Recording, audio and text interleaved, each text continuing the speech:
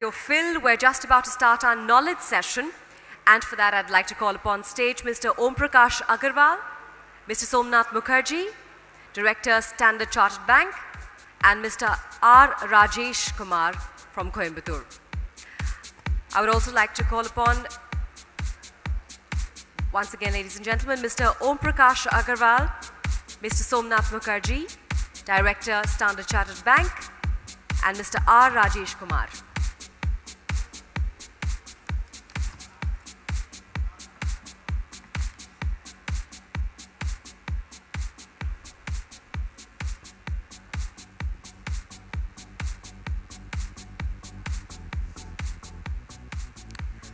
I would request for Mr. Om Prakash Agarwal to please felicitate Mr. Somnath Mukherjee.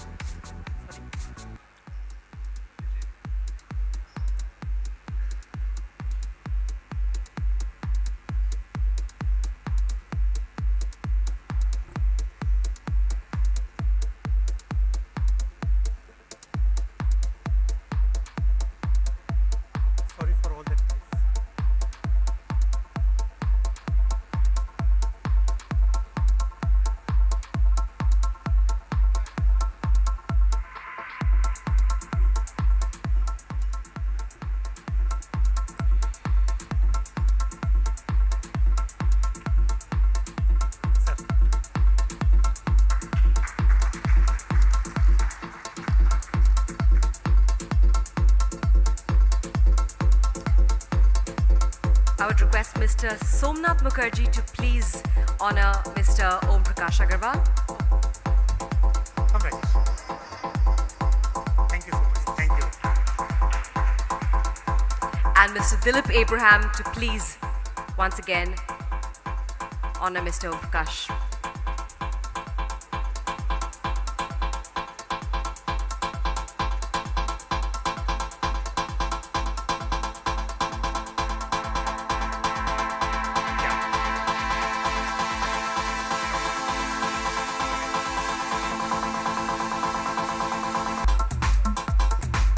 Present to Mr. Rajesh.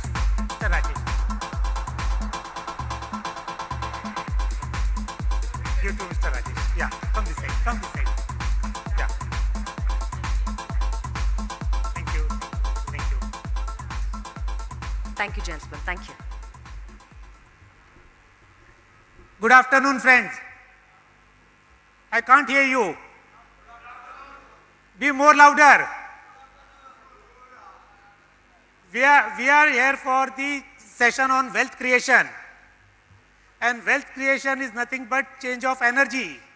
You want to have more wealth for yourself, your family members, your company, everyone? I can't hear. Yes, that's good. That's good. I want for everyone. Friends, good afternoon to you all. Wealth creation subject is very near and dear to all of us. Not only all of us who are present in this room, but every human being, whosoever is there, wealth creation subject is very important, very near and dear to every human being.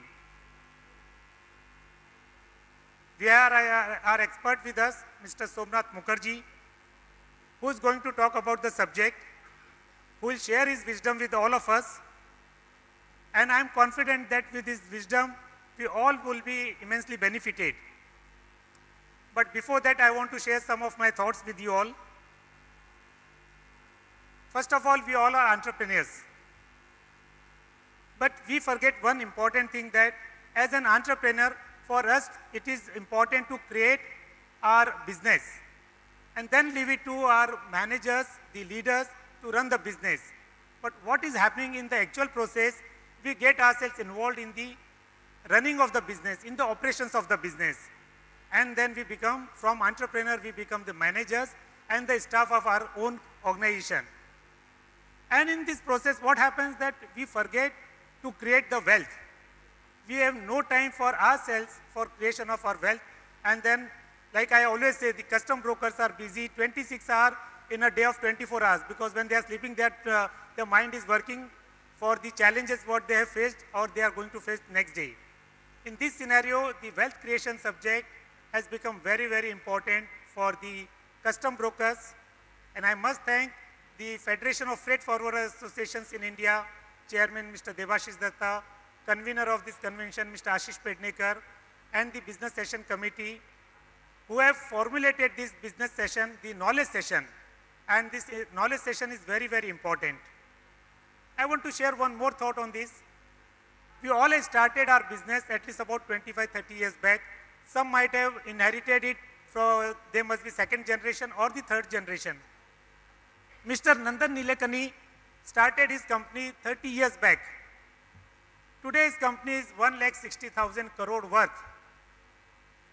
Where we are, I started my company 25 years back. Someone might have started 30 years back. And Mr. Nandan Nilekani came from a very, very humble background. Just to start the company, he has to sell his wife's jewelry for 10,000 rupees and he has to contribute in the company. Now, what difference it has made for Mr. Nandan Nilekani that his company has become 1,60,000 crore? And we are not even 1% of that, not even 0.1% of that. So there is some serious mistakes we all have done. When we talk of wealth creation, it is not the wealth of the individual. We as entrepreneurs, we make one more mistake, and I think many of our colleagues must have made this mistake also, that we feel that we are the company. We don't differentiate between us and the company. It is my company, so whatever I want, I can withdraw it. That fallacy we have to remove from our mind. Company is different from the individual. Okay, you are owner of the company, but you are not the company. Unless you understand this difference, you will not able to create wealth for yourself and for the company. What happens? You go somewhere out, you like something, you say you have gone, someone has told you about a flat which is coming up in a good locality, it costs you something 5 crore, 6 crore, 10 crore. You just remove this money from the company and you buy the flat. It is a dead investment. Yes, if you have planned for it, yes, go for it. But if you have not planned for it, what is happening in the process that you are taking out wealth of the company and using it in a dead investment, which is not permitted, should not be done. Our expert is going to tell us about the technical aspect of it, how to create wealth. One more thought I want to leave, and like you all know, I am a student of subconscious mind. Wealth is nothing but the thought of our subconscious mind. What we give it to our subconscious mind, what we love, that comes back to us. What we utter, that comes back to us. And in this process, I would rather say everyone starts loving wealth. Okay? Don't jealous of anyone having more wealth. If you start loving someone, say suppose someone is having more wealth, start thinking good about that gentleman, start thinking good about the wealth he is having. Believe me friends, this is a very, very simple way of creating wealth. If you give message to your subconscious mind that yes, I love wealth, more and more wealth will come into your life. With these words, I'll introduce our today's speaker, Mr. Somnath Mukherjee. Mr. Somnath Mukherjee is the Executive Director and Head Investment Advisory of Standard Chartered Private Bank. Mr. Mukherjee was appointed as Executive Director and Head Investment Advisory, Standard Chartered Bank, India in September 2011. He is also the CFA, the Chartered Financial Analyst, and the FRM, Financial Manager. He is the apt person to give us, to advise us on the wealth which we create in our day-to-day business, how to create wealth and how to save it. That is very important. We all make profits, but how to convert that profit into wealth which remains with us forever. Thank you, friends. I present Mr. Somnath Mukherjee.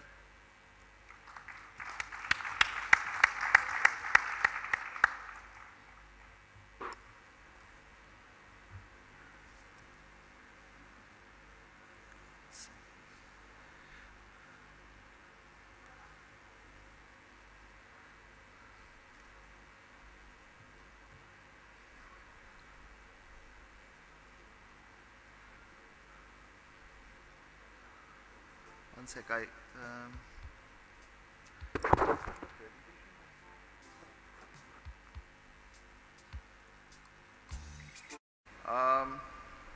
you know, we're waiting for the presentation, which should be here somewhere, sometime soon.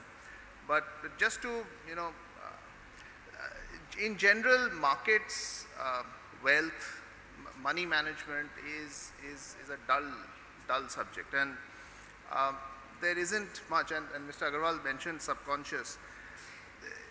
While it is dull in practice, it is there in the subconscious of most people. I remember, way back in 2008, just after the financial crisis struck, I called up a client and I told him, sir, the markets have corrected about, that was the day when the markets tanked by something around, most stocks were on the circuit, so 15, 20% on an average. He said, yeah, I know the markets have corrected, but you guess what? I slept like a baby last night. I got up every hour and cried. So then he asked me, so how's my investment doing? How is this stock that I bought 3 weeks back? How low has it fallen? So I couldn't resist it. I said, sir, the stock is as low as Mahatma Gandhi's cholesterol. Sorry. Yeah.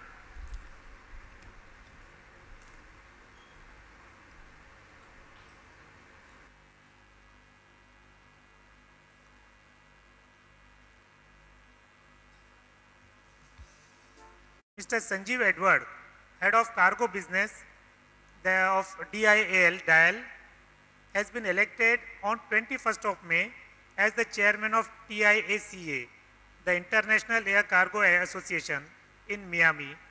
He is the first Indian to be elected as the Chairman of TSA. So, a great, thank you friends, thank you. Crack it. Oh, we haven't. We have. So finally it's done. Thanks for the patience. I just wanted to leave you with a few thoughts. Mr. Agarwal has mentioned that, most businessmen, they're so caught up in running their businesses that very often the surpluses that the business is generating, the cash that is being returned to the shareholder is not managed in a manner which is most efficient for the entrepreneur. And given the fact that most entrepreneurs take a huge amount of risk without realizing it, the biggest risk that an entrepreneur takes is that of his own business. As a result, imagine if you were a standalone investor and somebody told you, what would you invest your money in? And they said that, okay, please go and invest your money in this one stock or one bond. Will that be a great idea? The answer is clearly no. The reason is that, like anything else, businesses go through cycles. Business cycles are a reality. All businesses go through cycles, including the business that you are doing. Hence, having all your capital, all your money in your business exposes the entrepreneur to a level of risk that most businessmen don't understand. And that is the risk which in technical jargon very often is termed as tail risk, which is something like 2008, the global financial crisis happens. A radical change, a radical shift in technology happens. Just take an example. Imagine if there was a businessman if there was one single family or one single businessman who owned the firm Kodak. Kodak we all know, right? It was a marquee brand, 100 plus years old, one of the most valuable brands. I remember in the early 90s, mid 90s, right up to the 2000s, in the global top 100 brands list, Kodak used to feature consistently. The same list that has other names like Coca-Cola, General Electric, etc. Come the new millennium, where is Kodak today? A massive technology change has meant that the company, the business model itself that it had, has gone out of the window. It doesn't exist. So if there was one family that was, of course, Kodak was a listed company, but if there was one family that was owning that business, what would happen if that family concentrated its entire capital and wealth in that one company. It can be anything. Lehman Brothers, one of the top 5 investment banks in the US, blue-blooded, top-rated bank. If you look at market movements of the way Lehman Brothers collapsed, even 2 weeks before, the firm filed for Chapter 11, which is bankruptcy in the US, there was nothing in the market price of Lehman Brothers that suggested that the firm is so close to bankruptcy. Again, Lehman Brothers was widely held, it was not owned by a family, but imagine if Lehman Brothers was owned by a family, and that family was concentrating all its wealth in that one company. What would happen to the family wealth should something like that happen? Actually, such instances happen all the time. It's just that we only get to know the ones that are listed. Typically, unlisted companies don't get talked about. There isn't much information in the mass media, and hence we don't get to know. But these cases happen all the time. Businesses invariably have very, very high survivorship biases. So the success stories that we hear about, you are there, you are, every member in this audience, they're actually the outliers. You are the ones who have succeeded till now. There will be thousands, hundreds of thousands of more who have not succeeded and whose businesses don't exist anymore. And that's precisely the reason why they are not in this room. And that is the reason why it's very important for businessmen, for businesses, to start thinking of monetizing enterprise wealth and then preserving that enterprise wealth for something else, rather than being concentrated on the one business that you're doing. I'll take you through a small presentation just to illustrate some of the key points that we spoke of. First, yes, business cycles, they are a reality. This might be familiar to you, the Baltic Drive.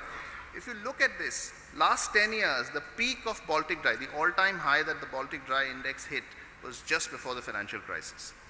Since then, look at the volatility. This is a 10-year graph.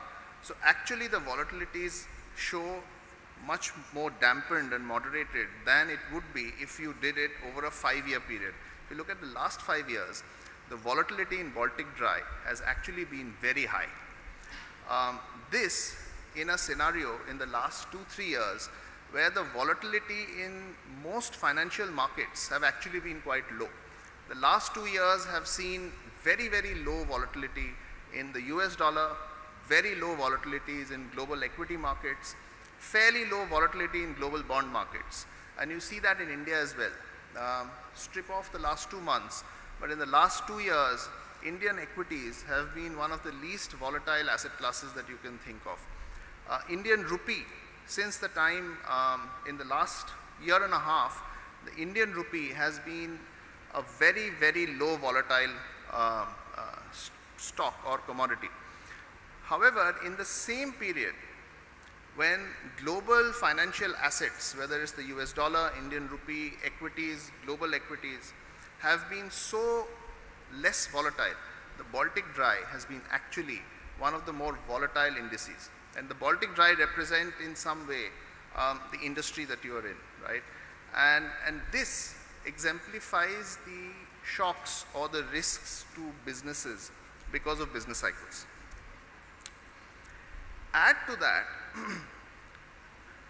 add to the volatility of the business is competition in the industry. I'm sure some of you would have seen this. We've picked this up from a KPMG report on Indian logistics. What I concentrate most on is the column that denotes competitive intensity. If I look at it, competitive intensity actually, and there are actually 2 tables, one 10 years after and this one is present.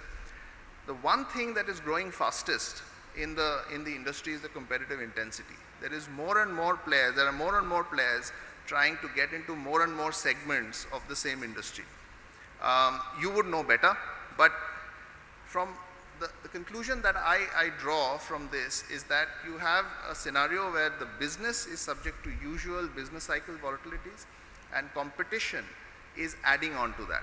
You add the two up, and then the logic or the rationale for managing your wealth in a manner which is not the same as deploying all the cash in the business becomes a lot more important. And this is actually Goldilocks time for Indian investors. We are at a cusp, and I'm not saying this, I'm a banker, so I'm not saying this because the government has completed 1 year and a lot of people need to talk up the markets. But whichever way you look at it, whether it's macroeconomic growth, interest rates, inflation, prospects for India, prospects for Indian financial market investing look better than any other period post 2004. 2004 was one such cusp when we were at the cusp of something really dramatic. And from 2004 up until the financial crisis in 2008, for 5 years we saw that. We most likely are on such a cusp. We have a scenario where India is one of the few countries where interest rates are poised to go down. People don't realize this, but interest rates have already in the last year and a half come off by 1%. Headline 10-year Government of India security is down from levels of 9% to levels of 7.9% today. There is more to go. There is more to go because it seems that structurally the country has managed inflation well. Managing inflation is the most critical variable for interest rates to fall. When interest rates fall, it has downstream effect on a host of other sectors, most of which are discussed quite widely in the media. One, interest rates are coming off. Two, we are at a cyclical upturn. India, again, has been a bit of an outlier in the last 3 to 4 years, where the global economy has by and large done okay. When I say okay, I mean the global economy has by and large outperformed the expectations from the economies. India, on the other hand, has done just the opposite. We have underperformed the expectations of the growth potential in the economy. This is the moment where we are looking at a cyclical upturn as a result. So both for fixed income investors as well as for equity investors, this is an outstanding moment to be. This is the point at which people can park their wealth in well-diversified portfolios and ensure that the wealth is protected and grown over a period of time, diversified away from normal single business cycle risks. Some more information. You see, the basic point is that if you look at foreign fund flows, domestic equity flows, you would see that by and large, despite what the pink papers might have to say on a day-to-day basis, interest in India from both foreign investors as well as domestic investors is growing. The key is domestic investors. I haven't seen this level of domestic investor flows into capital markets in India since 2000, since the year 2000. 2000 was the last time we saw a dramatic increase in domestic investor sentiment or domestic investor participation in capital markets, thanks to the technology boom at that time, which quickly fizzled away because of the dot-com crash. But today, we are seeing the same level of increase in investor interest. We didn't even see that in 2004. And that is good news. As people shift more and more of their savings from physical assets like real estate and gold into capital markets, into financial assets, the demand for financial assets will grow, and we know what happens when demand for a particular commodity grows, prices of that grow. As a result, again, for investors who are still on the sidelines, this is an opportunity to get in. It's an opportunity to get in and participate as the market move up.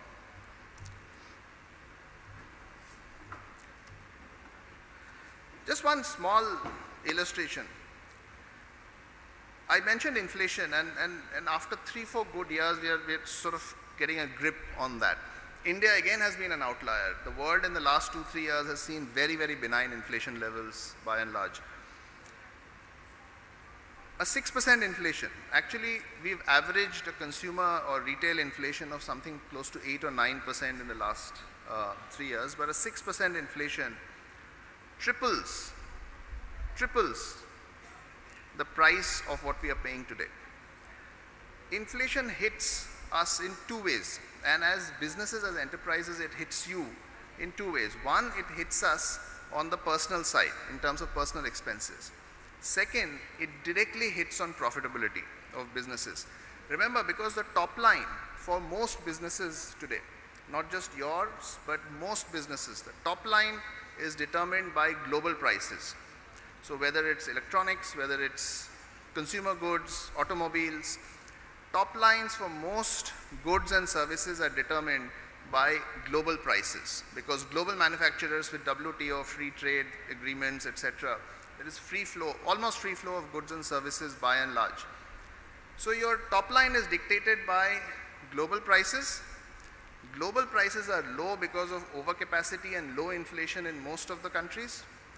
Your middle line, which is cost, unfortunately is dictated by Indian inflation. So there's a cap on how much the top line can grow. Inflation jacks up the middle line, which is costs. The impact on the bottom line is very clear.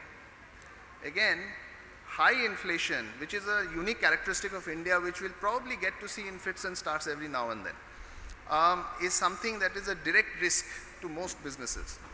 The only way to hedge oneself against that is to ensure that there is enough outside of the business which is insulated from the risk of inflation. Another illustration pretty much says the same thing. Now, investing itself is at the same time complex and simple.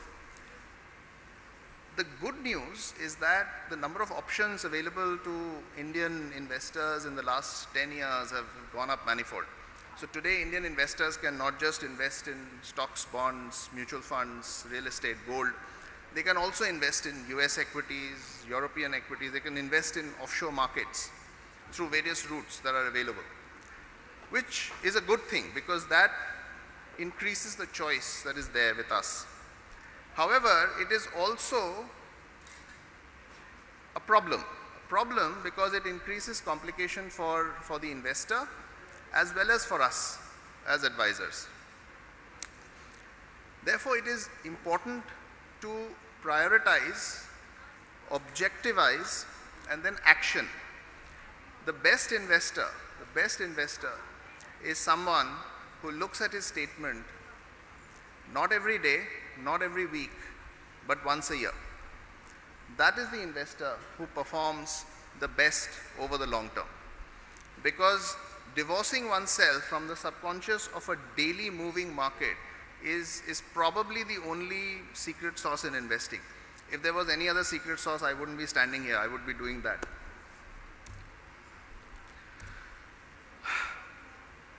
This gives you a snapshot of this.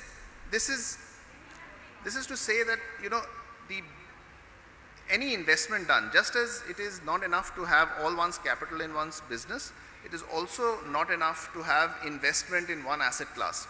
A lot of us, a lot of people in India, a lot of people across Asia are very, very overweight on one asset class outside the enterprises, which is real estate. Real estate in India, commercial real estate, depending on the city, commercial real estate has not done anything in the last 6-7 years. Residential real estate has not done anything for the last 2 years. As I said, going forward, we will see a progressive shift of financial savings from physical assets like real estate into financial assets. So this is the time to make the move. This is the time to ensure that the overall portfolios are not locked up into something that is illiquid, that has high transaction costs, and that cannot be at your disposal when you want it all points of time. And there, I mean real estate. Look at the first one, Nifty. This represents, a lot of people don't realize this intuitively because we're too caught up in the daily media circus around market performance. 15 years, last 15 years, the Nifty has given more than 13% annualized return. 13%. Last 10 years, it's close to 16%. That is actually better than the returns on equity of many businesses today in India. I'm sure your businesses do much better, but there's no guarantee that each business would continue giving these sort of returns on equity year on year on year, which makes it so important. India is one of the few emerging markets out, you know, the developed markets have lots of investor, lots of things to interest the investor. These are diversified. You have lots of different types of companies to invest in. Most emerging markets tend to be monoline. Russia, fully oil. Brazil, completely commodities linked. Latin America tend to be commodities linked. West Asia, oil linked. East Asia, very, very dependent on cheap currency and exports. India is one of the few emerging markets, and China will be obviously the other one, where you have a large diversified domestic investor base, which means that from consumer goods to exports to logistics to cyclicals and commodities and industrials, you have the full range. As a result, this is one of the best markets to diversify investments, which is why you see India as the #1 top pick of institutions around the world. The total foreign investor holdings in India, consolidated in the public equity markets, not counting private equity. In public equity markets, the total foreign investor holdings in India is $350 billion. $350 billion. The total domestic investor holdings, not promoter holdings, but domestic investor holdings in the Indian capital markets is less than $50 billion. Less than $50 billion. So foreigners own 7 times our market than we do. That is the opportunity. There will be more Indians holding pieces of India today because already foreigners have made a lot more money out of investing in India than we as Indians have. So this is the opportunity. And here is the opportunity where, all of us can collectively make sure that our wealth is preserved, our wealth grows, and that sort of leaves us from a subconscious standpoint to concentrate on businesses and to concentrate on new ideas on how to grow businesses. Now, not every business can grow to the level of Infosys from the garage, but certainly the peace of mind that comes out of a diversified, stable investment portfolio that is there should something go wrong in the business will enable a lot of businessmen to think innovatively, to take more risks, and potentially grow their companies to 10x, 20x the size that they're in, rather than worrying every time whether the capital is preserved or not. Thanks for your time, and happy to take questions.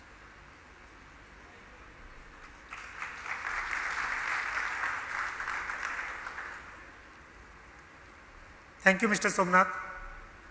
Friends, without going into detail, I open the floor for question. If you have any question with Mr. Somnath, so please you can ask the question.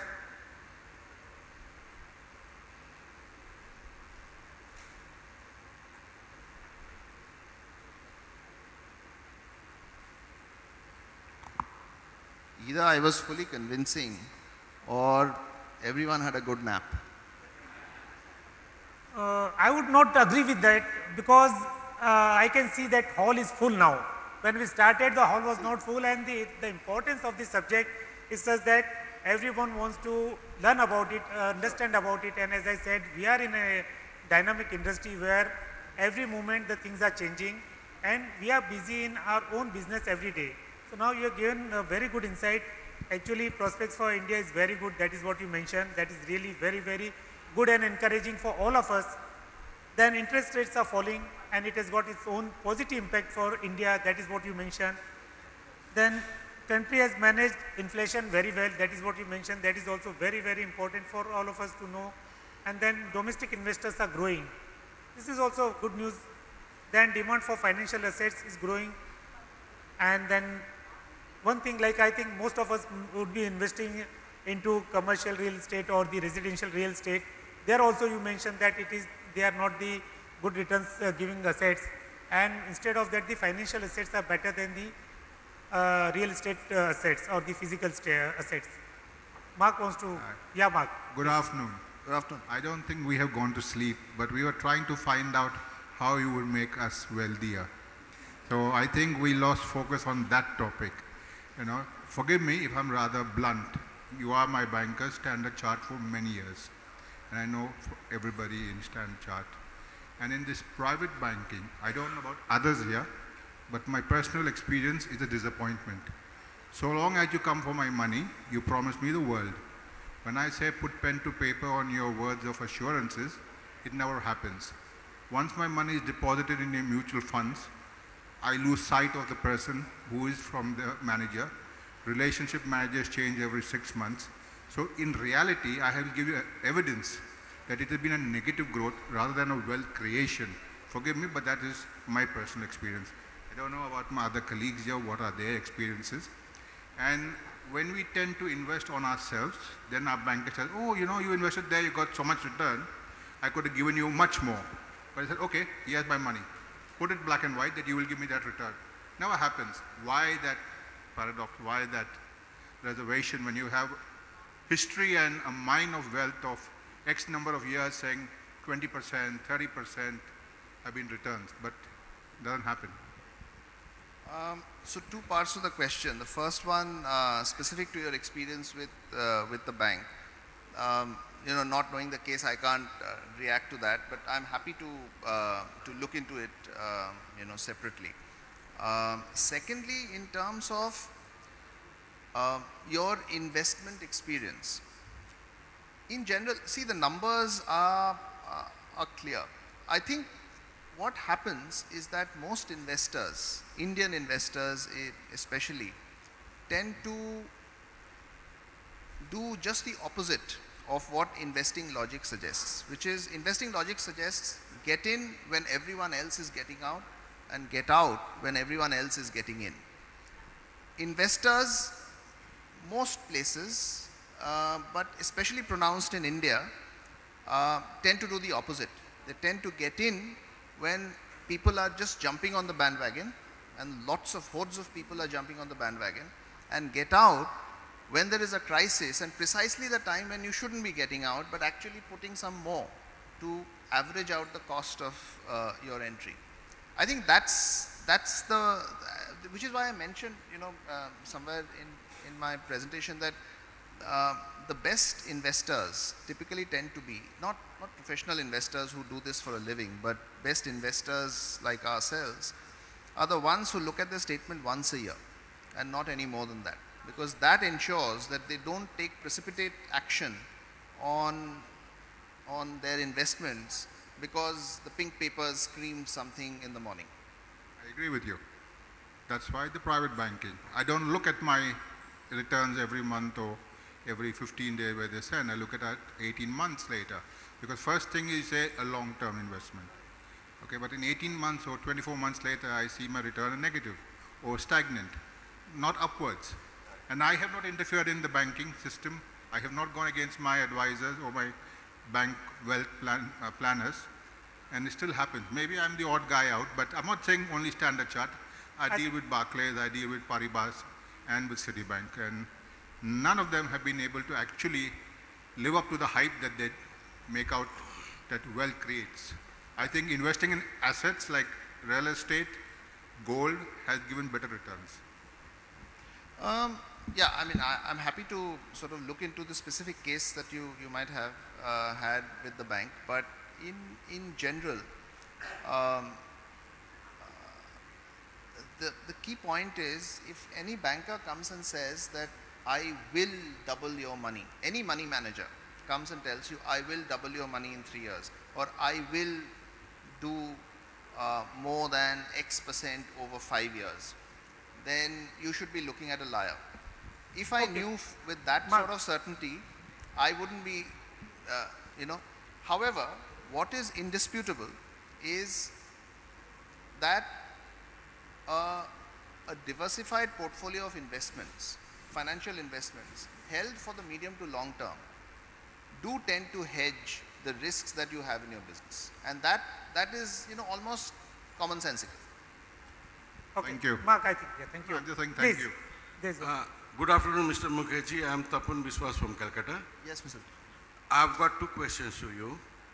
One is I partially admit and I endorse the views of Mark Fernandez because I'm not criticizing the Standard Chartered Bank, but as a matter of fact is there are emphasis a lot earlier, it's not now, to invest the investors to the market link insurance policy.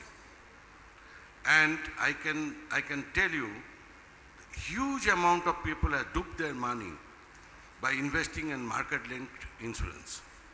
Number one, I want to get a clarification from you on that. And the second is, on your speech, what we can clearly gather, there is a risk factor in investment in equity.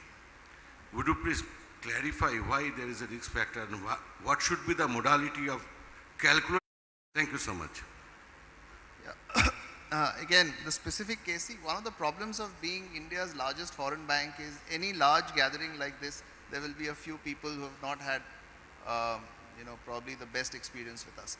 But hopefully we've had, you know, a lot more who have, given that we are the largest. But coming to a specific, you know, question on an insurance policy, again, you know, without details, it's tough to comment. But the second point on risk, risk can be measured in various ways, but usually the way I look at risk for individual investors and their investments is the risk of capital loss. How much, and which is the one that I mentioned, which is tail risk of investment. How much can you lose over a period of time? Equities obviously is one of the riskiest asset classes from that standpoint. But mind you, it's not riskier than potentially real estate, because real estate, besides having all the, you know, other risks that are normally associated with investment, also grapples with one fundamental problem, which is that of illiquidity. In equities, the stock might have dropped 50%, but if you think that it's a bad idea, you can get out at 50% today. It's not always the case with illiquid investments like real estate. So therefore, you know, as I said, risk is the risk of capital loss, and to mitigate that loss, the best way is to diversify. Not be in one stock, not be in one fund, not be only in equities, but have a diversified portfolio, which increasingly should be globally diversified, because you have the opportunity in India to now invest in the US, in Europe, Asia ex Japan. So have a globally diversified portfolio. That's the best way of mitigating risk. Friends, there are many more questions. One point last with your due permission. Yeah. Yes. Mr. Mukherjee, here you are talking of investment in Europe, Asia. Here we are sitting all medium, small size, some big size like Mark, CHs. So for us, investment in Europe, Asia is a third, not even second. Till now, I feel I am taking considering everybody. Till now, for us, we feel it is better to buy gold or to invest in properties.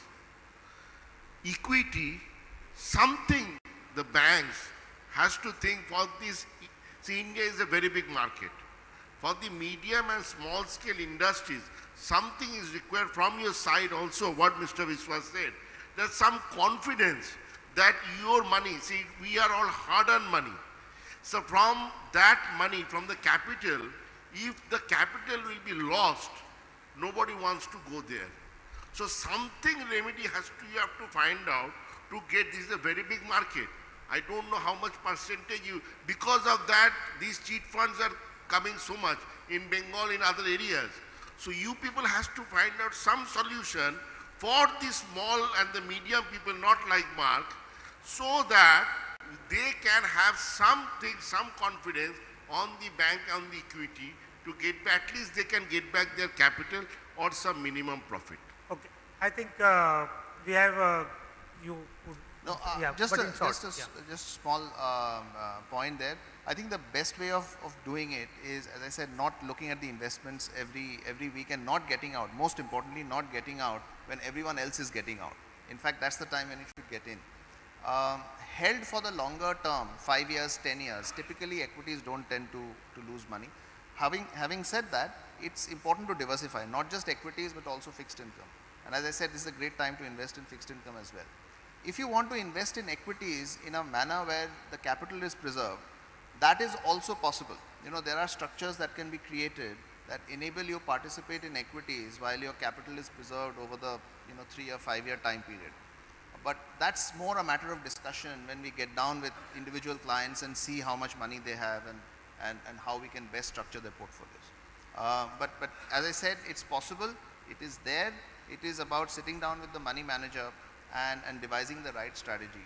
Above all, be a little patient, don't get out when everyone else is getting out. Rather, use that opportunity to get in and stay for the medium term. Friends, I know there are many hands being raised, but we have another program after this. So I'm sorry I'm not able to take more questions. Mr. President, with due respect, I think basically we as freight forwarders would like him to answer only one question. And that is, as a freight forwarder, forget the market that every banker will tell me. As a freight forwarder, I'm interested in my trucks, my warehouses, and other things. According to you, what will be the highest return if I invest? In which asset should I invest as a freight forwarder? I mean, that's what we are all looking at. I mean, I appreciate your equity and your debt and your gold, etc. But as a freight forwarder, which is the asset which will give me the highest return, which I should target to increase my creation of wealth? Thank you. You know, which asset gives you the best return is irrespective of what your business is. Presumably, the returns on equity from your business in good times and normal times should outstrip most financial market investments. Should, technically. But as I said, if the business cycle turns the other way, then those returns from your business might be negative and in some extreme cases might wipe out the business. Which asset will give you the best return? There is no answer to that. There is no such one single silver bullet that always gives you the best return. And remember, return is correlated to risk. Usually, over the long term, equities tend to outperform most other asset classes. The reason is, all public investments, equities are the riskiest. So you get compensated for taking that extra risk by being in a position to make the maximum returns over the long term. That is usually. Having said that, that doesn't mean that for every single year that will come true. But I don't know if that answered your question, but there is no one silver bullet answer to investing. And there is certainly no silver bullet to specific professional groups. I would say that in normal conditions, the businesses that you manage successfully should generate a lot more returns on your invested equity than most financial market investments. But that in normal conditions. When cycles turn, it might wipe out the business. Thank you. Now I would request Mr. Rajesh to propose a vote of thanks.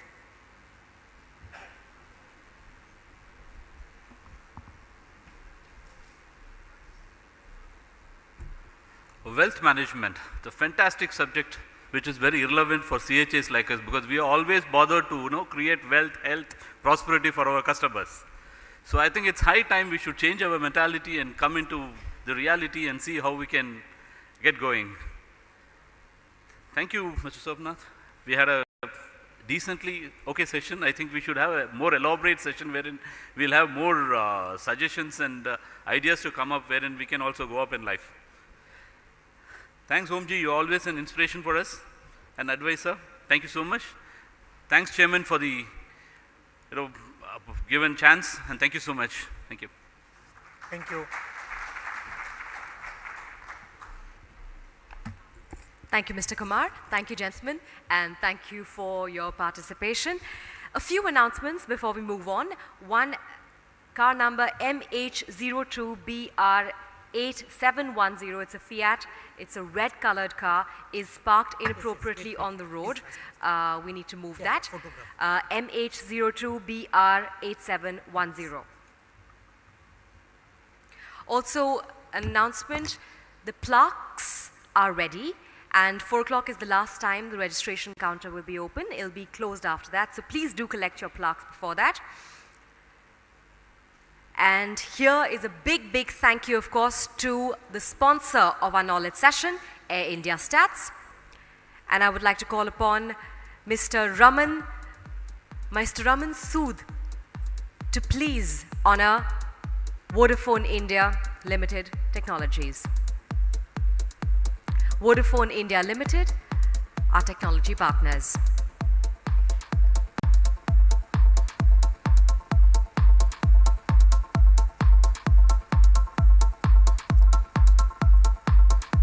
Mr. Raman Raj Sood.